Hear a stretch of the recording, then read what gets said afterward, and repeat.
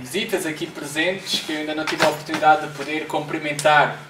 Eu já fui apresentado e bem apresentado. Queria trazer hoje a minha família, mas realmente não foi possível, visto ter um filho, um bebê que tem apenas 3 meses, que completou ontem, e nós vínhamos de umas mini férias de quinta, sexta, sábado e domingo de manhã, este domingo. E viemos do norte, lá da Serra da Estrela, com o frio. Aqui está muito mais agradável o ambiente, o clima aqui. Mas fizemos a viagem, o meu filho parece que ficou um pouco afetado com o clima lá do norte, que é bem fresco, bem fresco. Mas estará tudo bem, graças a Deus. A minha esposa não pôde estar aqui, como era o seu desejo. Mas seguramente os irmãos vão ter a oportunidade de conhecer a minha esposa, que é do Chile. Eu estudei num seminário na Argentina e aí conheci a minha esposa do Chile. Quer dizer, ela agora já é portuguesa, já tem nacionalidade portuguesa, mas é uma bênção a família que eu tenho. O meu filho se chama Paulo, é um rapaz, um homem bem gordinho, bem forte, e está a crescer bem, graças a Deus. É um prazer estar aqui com os irmãos. Apesar de ser a primeira vez que estou aqui nas vossas instalações, sem dúvida as vossas vidas, o vosso ministério, a vossa presença neste lugar não é nova para mim. Os tenho acompanhado pela relação de amizade que tenho com o pastor David Booth e também com outras pessoas que oram constantemente pelos irmãos, que estão entusiasmados pelo que o Senhor está a fazer aqui no vosso meio. E logo na margem sul, e porquê é que eu digo na margem sul? Porque eu sou da margem sul. O Barreiro é daí que eu cresci, e tenho muito carinho por esta margem, e também, logicamente, Montijo é uma terra bem conhecida por mim, por viver desses lados toda a minha vida. Só recentemente é que mudei para a zona de Odivelas, mais especificamente para a Ramada. Mas vamos ao mais importante, que é a Palavra de Deus. Vamos abrir as nossas Bíblias, quem tiver, mais ou menos no meio da Bíblia. Salmos. Salmo 15. Salmo 15. E vamos ler a passagem. Vamos ler este salmo.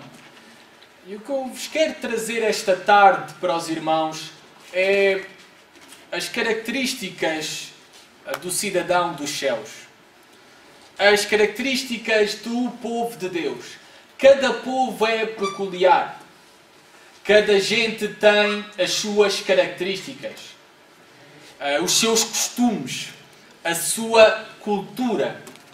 Nós, portugueses, somos conhecidos, isto é tirado de que agora vou ler algumas coisas pelo qual nos conhecem, é tirado de um artigo do Público, há uns meses atrás, que somos conhecidos como atenciosos, cordiais, flexíveis, facilmente nos moldamos à cultura dos outros.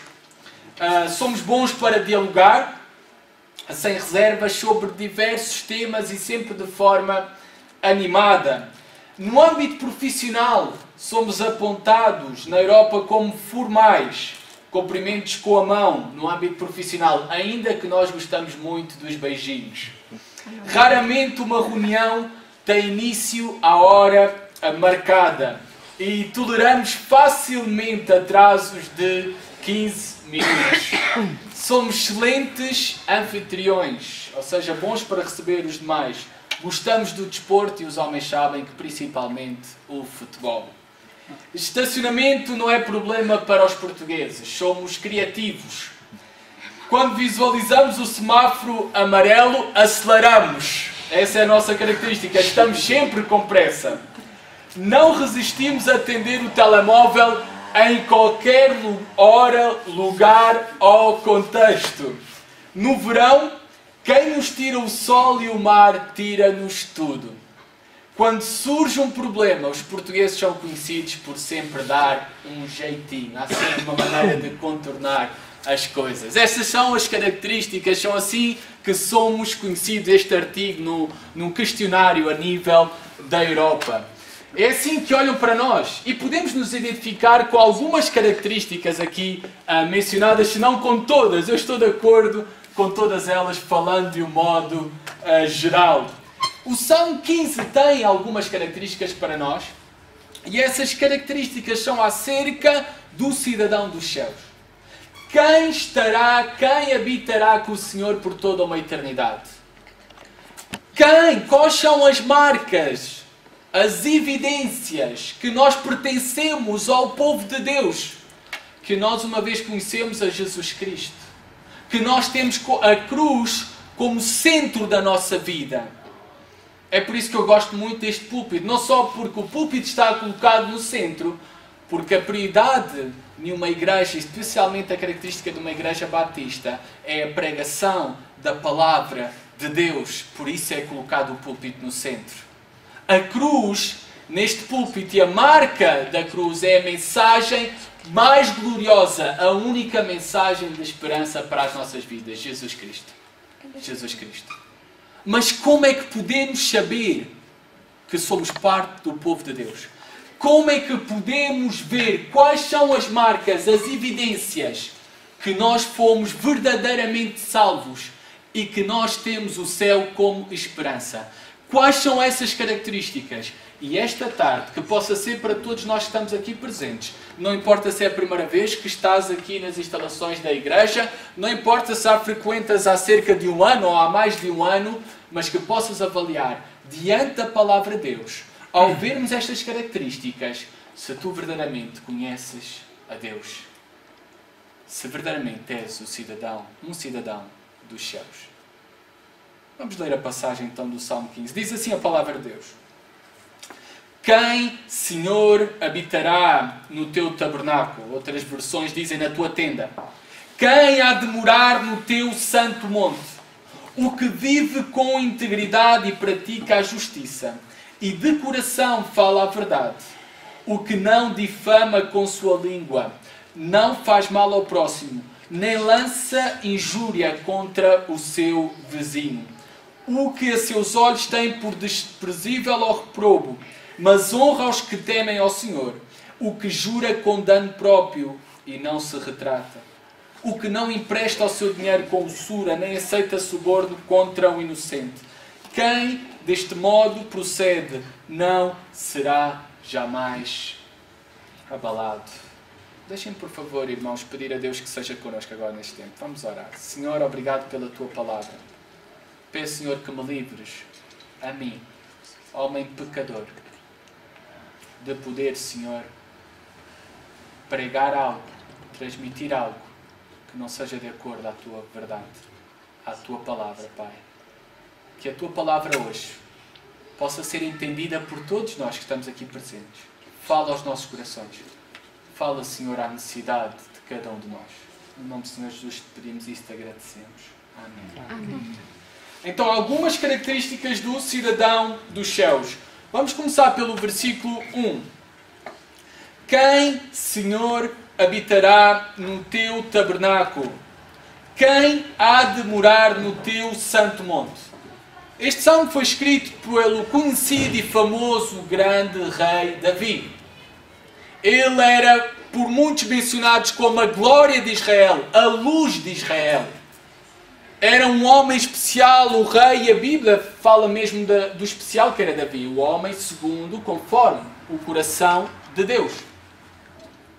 E ele está a escrever este salmo e começa com duas perguntas e nos transporta para duas imagens que vamos estar a ver esta tarde. A primeira imagem que aparece aqui nesta pergunta é: quem habitará no teu tabernáculo? Ou, noutras versões, na tua tenda? Davi está a olhar e está a fazer que os leitores deste salmo e aqueles que ouviam este salmo, como sabem, o salmo era música, era o hinário de Israel, é o hinário de Israel. Está a fazê-los olhar para o tabernáculo. O que era o tabernáculo? O tabernáculo, efetivamente, era como uma tenda, algo movível que acompanhava o povo de Deus. A ordem da construção do tabernáculo, desta tenda, com todas as suas características, que havia muitas coisas para olharmos esta tarde, mas não temos o tempo para isso, foi dada a Moisés. E aí era onde Deus, nessa tenda, nesse lugar especial, iria manifestar a sua presença, um testemunho da sua presença no meio do povo de Israel, como marca que esse povo pertencia a Deus. Que esse povo fazia parte do povo de Deus, escolhido por Deus. O tabernáculo também nos aponta a pessoa de Jesus Cristo. Como? Toda a Bíblia, de Gênesis a Apocalipse, nos quer levar à pessoa maravilhosa de Jesus Cristo. Ele é a única esperança. Ele é o Salvador. E é somente através de Jesus Cristo que o homem e a mulher têm uma relação com Deus. E o tabernáculo nos queria apontar a isso. A Jesus Cristo. Onde ali, efetivamente, o homem, o povo, só através do sumo sacerdote, representado pelo sumo sacerdote, por um só homem, tinha uma relação com Deus. Era aí, nesse lugar, que Deus realmente tinha uma relação com o povo. Uma relação limitada, que através de Jesus Cristo não é aberta somente através de o sumo sacerdote, somente um homem, mas podemos ter uma relação livre com Jesus Cristo. E podemos nos juntar nestas belas instalações, como eu já tive a oportunidade de testemunhar, como em qualquer outro lugar. E ainda podemos ter esse acesso à presença de Deus. E de ter uma relação profunda, íntima, completa com Deus. Esse era o lugar, o tabernáculo, aquilo que representava. A outra menção que aparece aqui é do teu santo monte.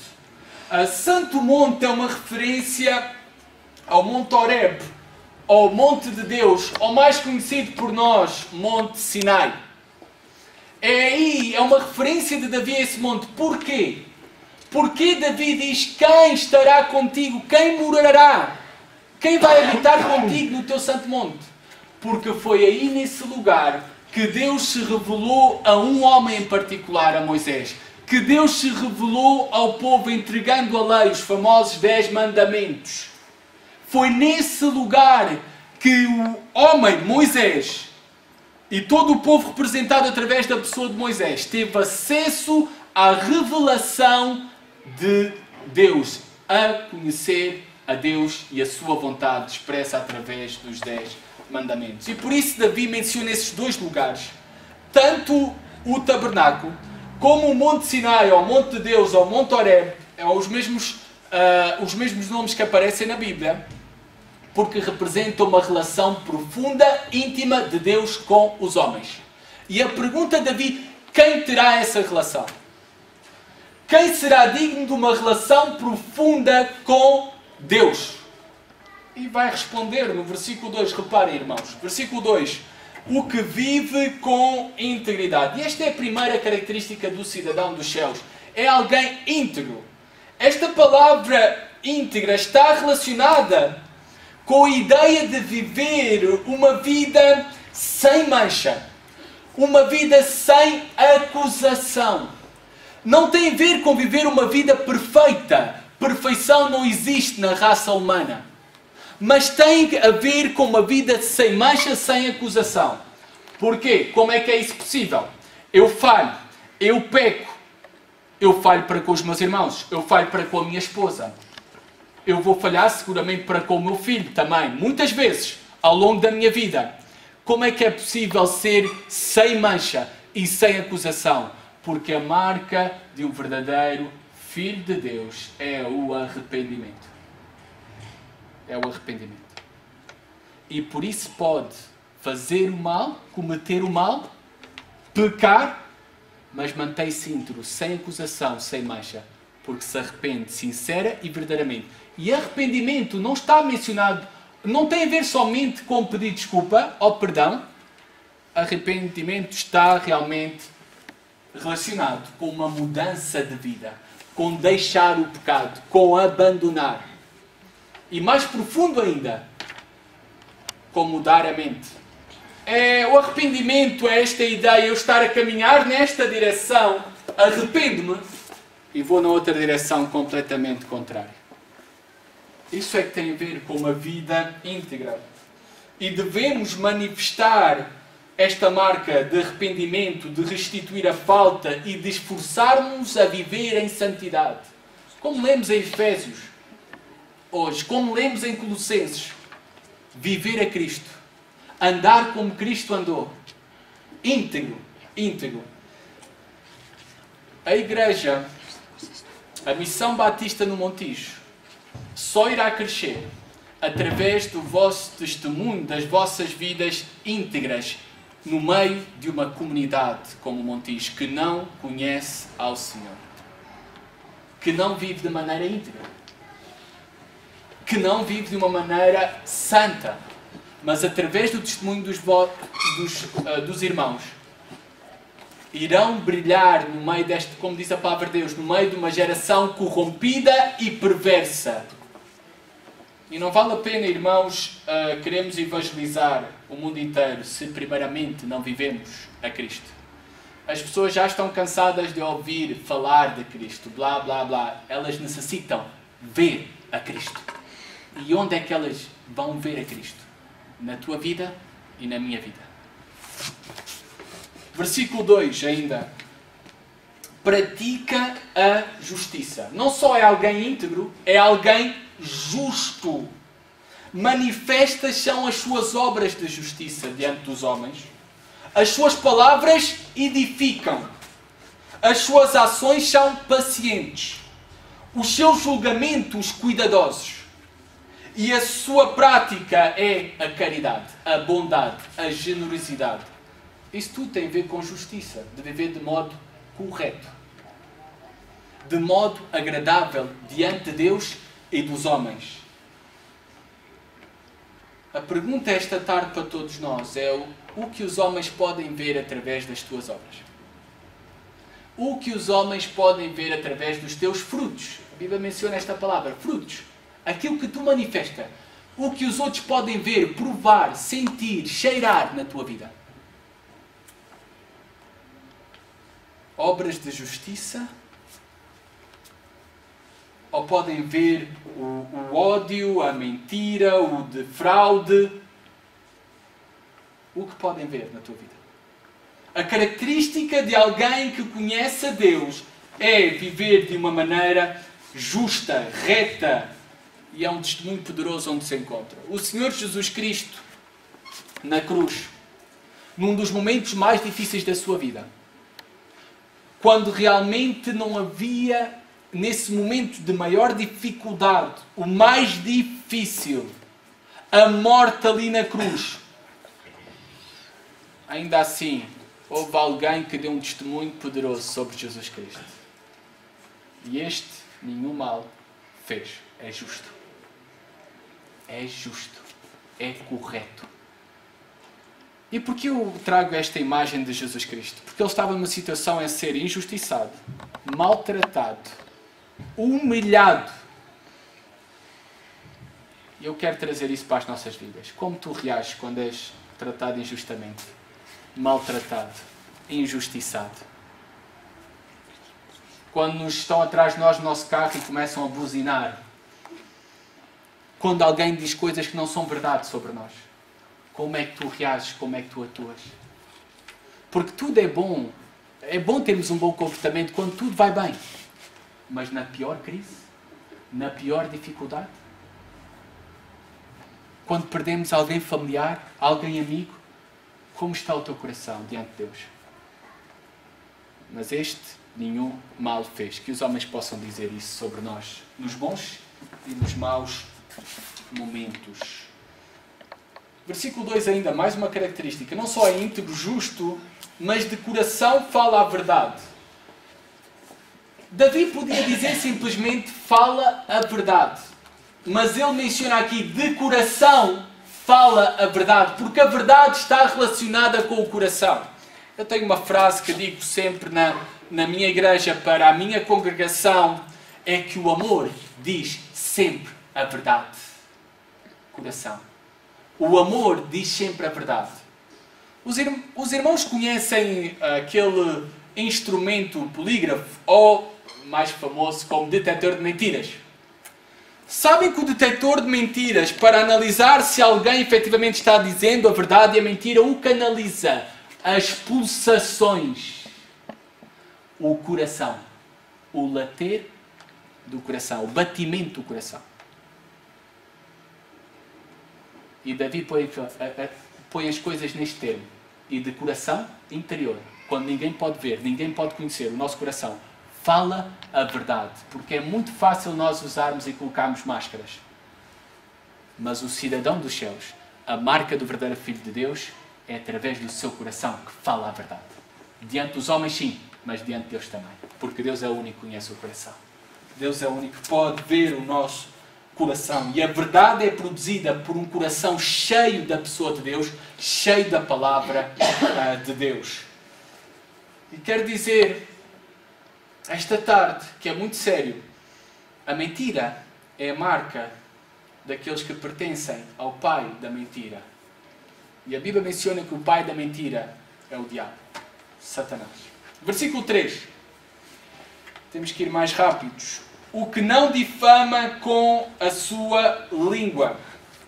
A difamação, ou esta palavra calúnia, é quando atribuímos a alguém algo que é ofensivo à sua honra, à sua reputação, à sua dignidade, no meio da comunidade, no meio da opinião pública. Esta é a calúnia, este é o poder da difamação. E é algo que é mentira. Por isso, anteriormente, Davi fala, e de coração fala a verdade. É algo que no nosso sistema penal é punido até 3 meses a 1 ano e ainda uma multa por ferir a moral de alguém, porque inventou algo para culpabilizá-lo ou para realmente desgraçar, destruir a imagem de alguém no meio da comunidade. Essa é a difamação, calúnia. É mais difícil de provar, mas pronto, na lei está a condenação, que é 3 meses a 1 ano de prisão. Um famoso jogador brasileiro, Rubinho, foi há uns anos atrás difamado, caluniado por uma alegada jovem que diz ter sido violada por ele. A polícia descobriu, através de exames e através de pressionar essa mesma jovem, que tudo não passava de uma mentira. Que tudo não passava de uma farsa desta jovem. Ela confessou que realmente tinha inventado tudo isso. Difamação, calúnia. É algo terrível, é algo diabólico. Aquele que é cidadão dos céus não pratica essas coisas. Pode destruir a vida de uma pessoa em segundos. A difamação e a calúnia. Versículo 3 diz também que não faz mal ao próximo. Versículo 3. Não faz mal ao próximo, porque reparem, no meio do versículo, não faz mal ao próximo. Isto tem a ver com amar o próximo. Jesus resumiu os mandamentos em 2. Amar a Deus e amar o próximo. Porque todos os outros na lista, todos os outros que encontramos nos 10 mandamentos, os famosos 10 mandamentos, têm a ver com o próximo. Não matarás, não roubarás, não dirás falso testemunho, tem a ver com o próximo, prejudicar o próximo. Por isso Jesus resume o mandamento em amar a Deus com todo o coração, com toda a nossa alma, com todas as nossas forças e amar o próximo como a nós mesmos. Não faz mal ao próximo. Esta é a marca. Este é o cumprimento dos 10 mandamentos. O cumprimento da vontade de Deus. Isto tem a ver com uma absoluta rejeição ao nosso eu, porque nós temos muita facilidade em amar-nos a nós mesmos, em preocupar-nos com nós mesmos, em cuidarmos a nós mesmos, em buscarmos para nós mesmos. Mas a Bíblia aponta para os outros. A vida cristã aponta a vida em 3 prioridades. A primeira, Deus. A segunda, os outros. E a terceira e última, adivinha quem está? Tu e eu. O eu próprio. O eu próprio. Ainda versículo 3. Não injúria. Isto é difícil aqui. Mesmo os famosos teólogos, aqueles que estudam a Bíblia, que tentam interpretar, saber o idioma original que foi escrito, o hebraico, não chegaram ainda a nenhuma conclusão específica que significa esta expressão aqui. O significado desta expressão pode ser: nem lança injúria contra o seu vizinho. E podemos ligar isto, conectar isto com dois sentidos. O primeiro deles pode ser uma repetição do início do versículo, que já falámos: não caluniar, não difamar, e volta a ser aqui mencionado por Davi. Mas também o segundo sentido é não aceitar de ânimo leve uma acusação contra alguém, sem primeiro ouvir ambas as partes. Não é dedicarmos à murmuração, não é dedicarmos à fofoca. Sempre coisas que os homens apontam às mulheres, mas eu conheço muitos homens fofoqueiros, murmuradores. E tem a ver com cuidar o testemunho de alguém. Quando te vem contar algo sobre o teu vizinho, sobre algum irmão ou alguma irmã, tu primeiro vais falar diretamente com essa pessoa. É verdade isso? Não é para andar a contar aí às vozes e nos cantos, e às escondidas e por telefone. Nem lança injúria contra o seu vizinho. Protege o seu vizinho. Ouve ambas as partes. Ouve realmente a versão da outra pessoa.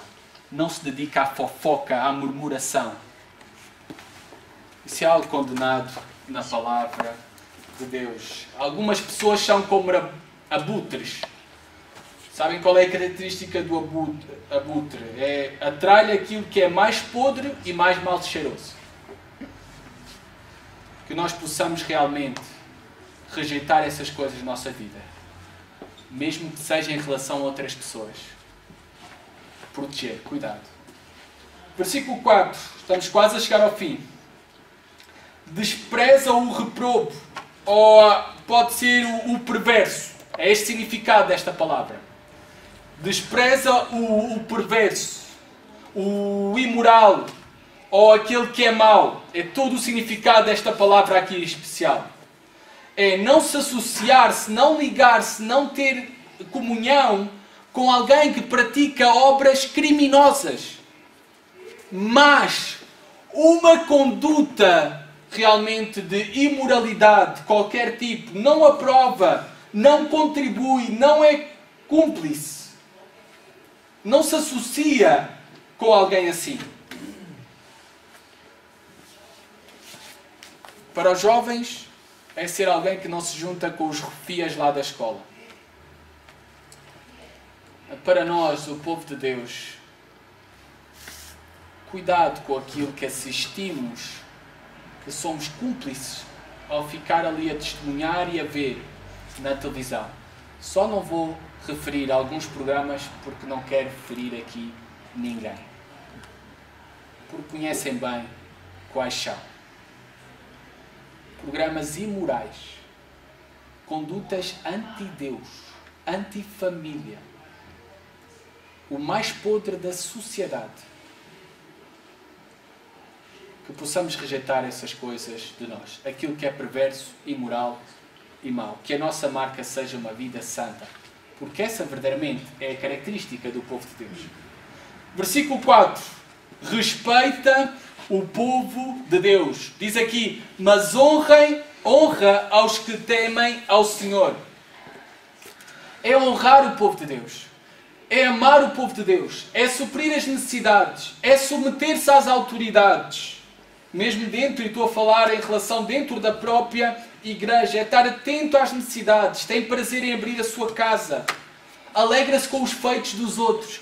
Respeita, honra o povo de Deus. Toda a característica do amor. A quem amamos, valorizamos e cuidamos. Que não usemos como espada a nossa língua. Não sejamos duros como pedras. Não carreguemos fardos pesados do passado. Se alguém me fez isto, aquele irmão, aquela irmã me fez isto, disse-me aquilo, tratou-me desta forma. Esquece. Larga-te dessas coisas. Perdoa. O perdão liberta. O perdão liberta. Amemos uns aos outros com sinceridade. Honremos aquilo que somos. Uma família. Uma família. E os irmãos aqui são uma família. E são uma família não só aqui, mas são uma família comigo e com toda a igreja que está na Ramada, e não só. É a família de Deus. É o povo de Deus espalhado por este mundo fora. Que possamos amar-nos, honrar-nos, respeitar-nos uns aos outros. Mais uma característica, versículo 4. É confiável. É alguém que, quando faz um compromisso, uma promessa, mesmo que seja de perda pessoal, mantém essa promessa. É de confiança. É fiável. Um exemplo para entenderem isso.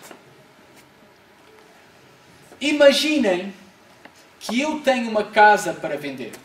E essa casa tem o valor de 150 mil euros.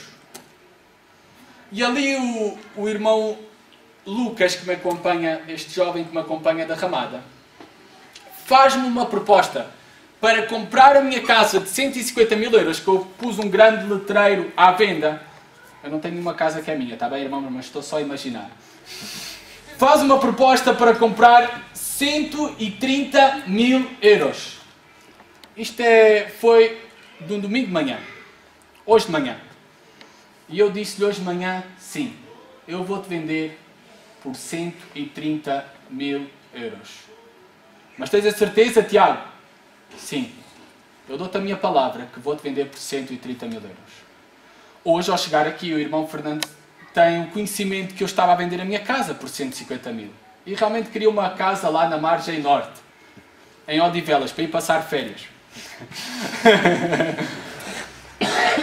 E decide oferecer a quantia pela qual estou a vender a casa. 150 mil euros. Mas como eu sou uma pessoa de confiança e de palavra, eu digo ao irmão Fernando, não, eu tenho um compromisso com o Lucas. Já lhe vendi a casa. Alguns estão a olhar para mim com cara de assustado, com cara de louco. Bem, isto é o que Davi quer dizer. A sua palavra não muda. É confiável. Isso é ser cristão. Por isso ser cristão é radical. É diferente. É diferente. Mantém a sua palavra. E o que é que me aconteceu por manter a minha palavra? Perdi 20 mil euros. Perdi 20 mil euros. 20 mil euros. São os trocos, não é? Meros trocos. Continuamos. Versículo 5. E já estamos agora a chegar ao último versículo. O que não empresta o seu dinheiro com usura. Esta usura é o que se recebe de juros cobrados por um empréstimo. Naquele tempo, hoje em dia também temos juros que são cobrados por algum empréstimo, mas naquele tempo há relatos entre o povo de Deus de empréstimos que eram cometidos que os juros ultrapassavam os 50%. A taxa de 50%. Ou seja, entre eles, no meio do povo de Deus, se estavam matando, digamos assim, uns aos outros, porque estavam a conduzir pessoas à pobreza, à ruína, à miséria, cobrando taxas de juros de 50%. Há um princípio aqui. A Bíblia não impede o empréstimo de dinheiro. Mas não devemos esperar com isso enriquecer à custa dos nossos irmãos ou de alguém que nos é chegado e querido. Enriquecer à custa de alguém é através de juros. Eu não tenho que fazer nada. Eu vou estar sempre a receber mais do que aquilo que emprestei. E esse princípio bíblico não é meu. Esse princípio bíblico vem da palavra de Deus. É uma marca de integridade, uma marca de amor ao próximo, uma marca com o povo de Deus, com a família de Deus. Em Levítico, não vamos abrir, já Deus condenava o empréstimo com juros entre o povo de Deus. Para com estrangeiros era permitido, mas entre o povo de Deus, entre os israelitas, era completamente proibido. Proibido isso. E essa ideia de Davi aqui é de cuidar realmente uns aos outros, na família, como irmãos. E continua. Não aceita suborno contra o inocente. O suborno está relacionado com a prática de prometer oferecer ou pagar a uma autoridade ou qualquer profissional, no âmbito profissional, para que a pessoa deixe de se comportar, deixe de fazer aquilo que é eticamente, que ele tem que fazer eticamente com os seus deveres, compromissos como profissional. Ou subornar as autoridades, ou para dar um jeitinho, uma mão, ou para fechar os olhos em certas estas coisas. E mais aqui é um suborno contra o inocente. Muito ao longo da história e também naquele tempo era normal, e vemos isso, que houve isso no julgamento de Jesus Cristo. Subornarem pessoas, pagarem para julgarem ou para prestarem falso testemunho contra um inocente. E subornavam testemunhas. Fizeram isso com Jesus Cristo. Fizeram isso com Jesus. A marca do povo de Deus é não aceitar isso. Não aceita suborno contra o inocente. Também é para os juízes. Juízes ao longo da história têm sido subornados, e já houve casos assim, recentemente, subornados para favorecer alguém com muita influência, para fechar os olhos a alguém. E nós devemos realmente ser íntegros, justos, bons e não aceitarmos qualquer coisa que corrompa isso. E termina o versículo 5 com todas essas características e a promessa. Quem deste modo procede não será jamais abalado. Quem evidencia essas características, estas marcas, estas evidências na sua vida, não será jamais abalado. Porque é filho de Deus, tem esperança eterna. E a nossa esperança não depende das circunstâncias desta vida. E o que esperamos não tem a ver com algo para o presente, para esta terra. Mas sim olhamos a eternidade. Sim confiamos que no presente, por qualquer que seja a situação pela qual estamos a passar, por mais difícil que seja, confiamos quem é Deus e quais são as suas promessas.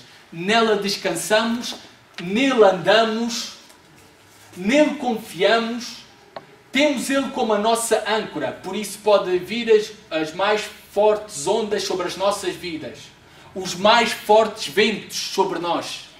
E vêm, porque vêm à nossa vida. Mas podemos permanecer firmes até à morte. Até à morte. Não seremos jamais abalados. E a Bíblia diz que aquele que está em Cristo é mais que vencedor. E quem disse essas palavras foi um homem que foi sofrido. Sofreu. As suas costas estavam feitas num 8, em bom português. Foi açoitado, passou fome, naufrágio, perigo de morte. E sabem como terminou a sua vida? Decapitado. Paulo. Mas ele podia dizer em Filipenses 4, alegrai-vos no Senhor. Outra vez digo-vos, alegrai-vos. Porque a sua esperança não estava nesta terra, nem nas coisas desta terra, mas estava em Deus, em quem era Deus e nas promessas de Deus. E por isso, o Filho de Deus, o povo de Deus, não será jamais abalado. Porque nada pode acontecer nas nossas vidas. Nada pode acontecer à Missão Batista no Montijo que não venha da parte de Deus. Deus está no controle de todas as coisas. Deus tem o cuidado de nós.